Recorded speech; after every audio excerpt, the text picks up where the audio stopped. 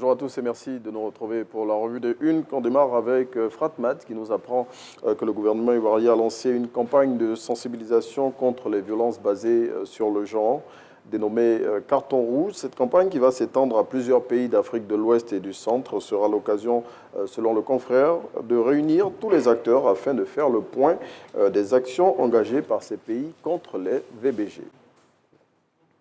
Selon le Jour Plus, à la veille du 8e congrès extraordinaire du PDCI, on assiste à un dialogue de sourds entre la direction du parti qui déclare qu'elle n'a jamais rejeté la candidature de Maurice Kakou Gikahué et le concerné qui dénonce une injustice le visant après avoir été écarté de la course à la présidence du parti.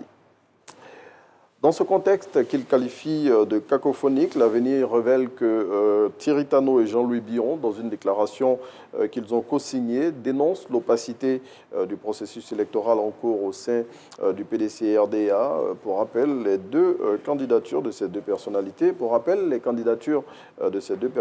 n'ont pas été retenues pour l'élection à la présidence du parti. Le quotidien d'Abidjan, à l'instar du RHDP, à l'instar du RHDP, le Parti des peuples africains Côte d'Ivoire renouvelle certaines de ses instances. À ce sujet, le quotidien d'Abidjan indique que la liste des candidates à l'élection de la présidente des femmes du parti de Laurent Gbagbo sont connues. À noter que les élections des premiers responsables des ligues des jeunes et des femmes du PPACI se tiendront les 16 et 17 décembre 2023 à Ouragayo, c'est dans le département de Gagnoa.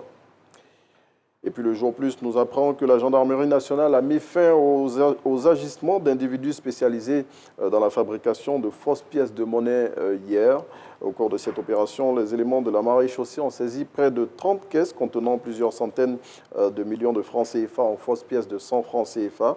Selon le confrère, 2 Asiatiques mêlés à cette activité illicite ont été interpellés. C'est ici qu'on s'arrête pour le numéro de ce jour de la Revue des Unes.